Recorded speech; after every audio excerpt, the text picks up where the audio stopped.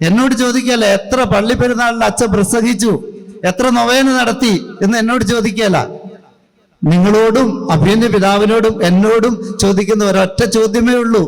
മത്തായിയുടെ സുവിശേഷം 25-ാം അധ്യായത്തിൽ അത് കൃത്യം പറഞ്ഞു വെച്ചിട്ടുണ്ട്. ഈ എളിയവരിൽ ഒരുവന് നീ ഇത് ചെയ്തോ ചെയ്തില്ലയോ? ഞാൻ നഗ്നനായിരുന്നു, നിങ്ങൾ എന്നെ വസ്ത്രം ഉടുപ്പിച്ചോ? എനിക്ക് വിശന്നു, നിങ്ങൾ എനിക്ക് അപ്പക്കഷ്ണം തന്നോ? എനിക്ക് സ്വാതന്ത്ര്യമില്ലായിരുന്നു, ഞാൻ കാരാഗ്രഹത്തിലായിരുന്നു, എന്നെ നിങ്ങൾ സാന്ത്വന സ്പർശമായി സന്ദർശിച്ചോ? പ്രിയപ്പെട്ടവരെ, എളിയവരിൽ ഒരുവന് ചെയ്യുന്ന ഉപവിപ്രവർത്തനങ്ങൾ മാത്രമേ നമ്മെ അവസാന ദിവസങ്ങളിൽ സഹായിക്കുകയുള്ളൂ. അതിനെ സഹായിക്കാൻ വേണ്ടി, നമ്മെ പ്രേരിപ്പിക്കാൻ വേണ്ടിയാണ് അഭിമന്യ പിതാവ് പള്ളി വെഞ്ചരിക്കുന്നതും ബഹുമാനപ്പെട്ട അച്ഛന്മാര് ഈ ആധ്യാത്മിക കൃത്യങ്ങളിലേക്ക്, എല്ലാ കർമ്മങ്ങളിലേക്കും ആളുകളെ വിളിക്കുന്നതും ക്ഷണിക്കുന്നതും നമ്മളും പ്രാർത്ഥിക്കുന്നതും. അതിനുള്ള ഉൾക്കരുത്ത് ലഭിക്കുവാൻ വേണ്ടിയാണ്. ഏതിനുള്ള ഉൾക്കരുത്താണ്? ഈ ഉപവിപ്രവർത്തനങ്ങളിലേക്ക്. ഞാൻ പറയും, അത് ഏറ്റവും ആത്മാർത്ഥമായി ഉൾക്കൊണ്ട് ഈ സമൂഹത്തിൽ യാഥാർത്ഥ്യമാക്കുന്നത് നിങ്ങളാണ്. അതുകൊണ്ട് തന്നെ ബഹുമാനപ്പെട്ട വിൻസെന്റ് ഇപ്പോൾ പ്രവർത്തകരെ കുറിച്ച് ഒത്തിരി സന്തോഷവും അഭിമാനവുമുണ്ട്. വിൻസെന്റ് ഇപ്പോൾ പുണ്യവാന്റെ ഭൗതിക ശരീരം അടക്കം ചെയ്ത സ്ഥലത്ത് പോകുവാനുള്ള ഭാഗ്യം എനിക്ക് ലഭിച്ചിട്ടുണ്ട്. അഭിമന്യ പിതാവും പോയിട്ടുണ്ടെന്ന് ഞാൻ പ്രതീക്ഷിക്കുകയാണ്. പാരീസിലുള്ള ഒരു പള്ളിയിലാണ് ഈ വിശുദ്ധന്റെ ഭൗതിക ശരീരം ഇന്ന് സൂക്ഷിച്ചിരിക്കുന്നത്. നമുക്കറിയാം, വിൻസെന്റ് ഇപ്പോൾ പുണ്യവാളൻ മരിച്ച് 5 പതിറ്റാണ്ടുകൾ, കൃത്യമായി പറഞ്ഞ 50 വർഷങ്ങൾ അദ്ദേഹത്തിന്റെ ശരീരത്തിന് യാതൊരു കോട്ടവും സംഭവിച്ചിട്ടില്ല. കണ്ണിനും മൂക്കിനും ചെറിയ ഒരു വ്യത്യാസം വന്നതല്ലാതെ യാതൊന്നും സംഭവിച്ചിരുന്നില്ല. പിന്നീടുണ്ടായ ഒരു ഫ്ലഡിൽ, ഒരു വെള്ളപ്പൊക്കത്തിൽ ഈ മൃതശരീരം അവർക്ക് സൂക്ഷിക്കാൻ സാധിക്കാതെ വന്നപ്പോഴാണ് ചെറിയ കുഴപ്പങ്ങളൊക്കെ ഉണ്ടായത്. ഇന്നും മെഴുകിനുള്ളിൽ ഈ വിശുദ്ധന്റെ ശരീരം അവിടെ സൂക്ഷിച്ചിരിക്കുന്ന നമുക്ക് കാണാൻ സാധിക്കും. തൊട്ട് ഇത്രയും അടുത്ത് പോയിരുന്ന ആ പേടകത്തിൽ തൊട്ട് പ്രാർത്ഥിക്കുവാനുള്ള ഭാഗ്യം എനിക്ക് ലഭിച്ചിട്ടുണ്ട്. സ്വർഗീയമായ ഒരു അനുഭവമാണത്. പ്രിയപ്പെട്ടവരെ, ഈ വിൻസെന്റ് പോളിന്റെ ജീവിതകാലത്ത് അദ്ദേഹം 2 കാര്യങ്ങളാണ് പ്രാധാന്യത്തോടെ ചെയ്തത്. ഒന്ന്, സമൂഹത്തിലെ പാർശ്വവൽക്കരിക്കപ്പെട്ട ആളുകളെ, പാവപ്പെട്ട ആളുകളെ അവർക്ക് നന്മ ചെയ്യുക എന്നുള്ളത് അദ്ദേഹത്തിന്റെ പ്രഥമമായ ലക്ഷ്യമായിരുന്നു.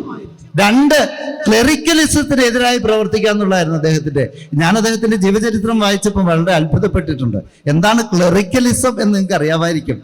ഈ അച്ഛന്മാർ ആളുകളിൽ നിന്ന് അകന്നു മാറി, അച്ഛന്മാരാണ് ഇവിടുത്തെ ഏറ്റവും പ്രധാനപ്പെട്ട ആളുകൾ എന്ന് ചിന്തിക്കുന്ന, രാജകീയ പൗരോഹിത്യത്തിന്റെ അല്ലെങ്കിൽ ശുശ്രൂഷ പൗരോഹിത്യത്തിന്റെ മാനങ്ങൾ മറന്ന് വലിയ രാജാക്കന്മാരായിട്ട് ജീവിക്കുന്ന ഒരു കാലഘട്ടം ഈ യൂറോപ്പിലുണ്ടായിരുന്നു. അത് സഭയുടെ തന്നെ അപജയത്തിന്റെ ഒരു കാലഘട്ടമാണ്. പറയാൻ നാണക്കെടുന്ന കാര്യമൊന്നുമില്ല. ഇന്ന് ദൈവം അനുഗ്രഹിച്ച് നമ്മുടെ അച്ഛന്മാരൊക്കെ ആളുകൾക്ക് വേണ്ടി ജീവിക്കുന്നവരാണ്. പക്ഷേ അന്ന് കാലത്ത് ഈ ആളുകളിൽ നിന്നകന്ന വൈദികരെ, ദൈവജനത്തിന് വേണ്ടിയാണ് ഒരു വൈദികനാകുന്നത് എന്ന് പഠിപ്പിക്കുവാൻ വേണ്ടി കോൺഗ്രിഗേഷൻ ഓഫ് മിഷൻ എന്ന് പറയുന്ന വിൻസെന്റ് ഇപ്പോൾ അച്ഛന്മാരുടെ സൊസൈറ്റി ഈ വിശുദ്ധൻ സ്ഥാപിച്ചത് ചരിത്രത്തിൽ നമുക്ക് വായിക്കാൻ സാധിക്കും. ഇന്നും ഞാൻ പറയും, പ്രിയപ്പെട്ട വിൻസെന്റ് ഇപ്പോൾ അംഗങ്ങളെ, നിങ്ങൾക്ക് ഈ ഉത്തരവാദിത്വമുണ്ട്.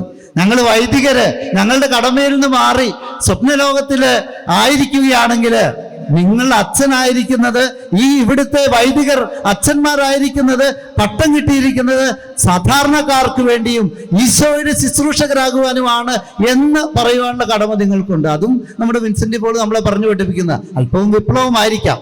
പൊതുവെ നമ്മുടെ അച്ഛന്മാരൊക്കെ നല്ല അച്ഛന്മാരാണ്, എല്ലാവരും ആളുകൾക്ക് വേണ്ടി ജീവിക്കുന്നവരാണ്. എന്നാൽ അവിടെയും ഇവിടെയും ചിലർക്കൊക്കെ ഈ മിഥ്യാധാരണ ഉണ്ട് എന്നുള്ളതും സത്യമാണ്. ഞാൻ ഒത്തിരിയേറെ ആളുകളുടെ കൂടെ പ്രവർത്തിക്കുന്നതുകൊണ്ട് എനിക്കതറിയാം. അവരെയൊക്കെ ചേർത്ത് നിർത്തുവാൻ, അച്ഛന്മാരെ നമ്മൾ കുറ്റപ്പെടുത്തി അകറ്റി നിർത്താൻ വേണ്ടിയല്ല. കാരണം ഞങ്ങൾ വരുന്നത് നിങ്ങളെ പോലെയുള്ളവരുടെ കുടുംബങ്ങളിൽ നിന്നാണ്. എൻ്റെ അപ്പനും അമ്മയും സഹോദരങ്ങളും ഒരു സാധാരണ ക്രൈസ്തവ കുടുംബമാണ്. എനിക്കൊരു കുറവുണ്ടായാൽ എൻ്റെ കുടുംബത്തിനാണ് ആ കുറവ്. അത് തിരുത്തേണ്ടത് എൻ്റെ അപ്പനും അമ്മയാണ്. അതുകൊണ്ട് നമ്മളൊരു കൂട്ടായ്മയാണെന്ന് തിരിച്ചറിയുവാൻ വൈദികരും അൽമായരും സിസ്റ്റേഴ്സും ഒരുമിച്ച് അഭിമന്യ പിതാവിന്റെ നേതൃത്വത്തിൽ നമുക്ക് വിശ്വാസത്തിൽ അടിസ്ഥാനപ്പെടുത്തി ഈശോയുടെ ചൈതന്യം അനുസരിച്ച് ഈ സമൂഹത്തിൽ ജീവിക്കുവാനുള്ള വലിയ കാഴ്ചപ്പാടുകൾ നൽകുന്ന ഒരു സംഘടനയാണ് വിൻസെന്റ് പോൾ സൊസൈറ്റി. നിങ്ങൾ ചെയ്യുന്ന നന്മകൾ ഒരിക്കലും കുറയാതിരിക്കട്ടെ എന്ന് ഞാൻ ആഗ്രഹിക്കുകയും പ്രാർത്ഥിക്കുകയും ചെയ്യുകയാണ്. 7 പേര് കൂടിയാണ് ഇവിടെ കോൺഫറൻസ് തുടങ്ങിയത് എന്ന് നിങ്ങൾ പറഞ്ഞു. ഇന്ന് അത് 27 പേരുണ്ട്. ഈ കരിക്കോട്ടക്കരി പോലെയുള്ള ഇടവകയിൽ 27 പേരെന്ന് പറഞ്ഞു കഴിഞ്ഞാൽ വെല്ലുവിളിയിൽ ഈച്ചകരി പോലെ ഉള്ളൂ എന്ന് എനിക്കറിയാം. പക്ഷേ ഈ 27 പേര് ഈ പള്ളിയുടെ ഒരു 27 തൂണുകൾ പോലെയാണ്. ഇവിടുത്തെ സഭാ സമൂഹത്തെ താങ്ങി നിർത്തുന്ന, മാതൃകയാകുന്ന, സ്വയം ഒഴിഞ്ഞു വെക്കുന്ന, മറ്റുള്ളവർക്ക് വേണ്ടി ജീവിക്കുന്ന 27 പേര്. ഈ 27 പേരിൽ നിന്ന് ഈ സമൂഹം മുഴുവൻ ഈ കോൺഫറൻസിലെ അംഗങ്ങളാകട്ടെ എന്നാണ് എൻ്റെ ആശംസ. ഈ ഗോൾഡൻ ജൂബിലിയുടെ സമയത്ത് നമ്മൾ പ്രത്യേകമായിട്ട് ഇന്ന് ആദരിക്കുന്ന ദമ്പതികളെ കുറിച്ചൊരു വാക്ക്. നിങ്ങളുടെ മാതൃകാപരമായ ജീവിതമാണ് ഇവിടുത്തെ വിശ്വാസം അടുത്ത തലമുറയ്ക്ക് പകർന്നു കൊടുക്കുവാൻ കാരണമാകുന്നത്. നമുക്ക് കൂട്ടായ്മയിൽ വളരാം. അഭിമന്യ പിതാക്കന്മാരുടെയും ബഹുമാനപ്പെട്ട വൈദികരുടെയും നേതൃത്വത്തിൽ നമ്മുടെ ഇടവക സമൂഹങ്ങള് വിശ്വാസത്തിൽ ഉറച്ച് ഉപവിപ്രവർത്തനങ്ങളിൽ മുന്നിട്ട് നിൽക്കുമ്പോൾ നമ്മൾ താമസിക്കുന്ന പൊതുസമൂഹവും നമ്മളിൽ നിന്ന് വലിയ അനുഗ്രഹങ്ങൾക്ക് പത്രീഭൂതരാകും. ദൈവം അതിന് ഇടവരുത്തും. നമ്മളെ ഓരോരുത്തരെയും അതിനായി ദൈവം എടുത്ത് ഉപയോഗിക്കുന്ന ആ നല്ല നാളുകളിലേക്ക്. അല്ലാതെ ഇപ്പോൾ തന്നെയാണ് നമുക്ക് വളരാം.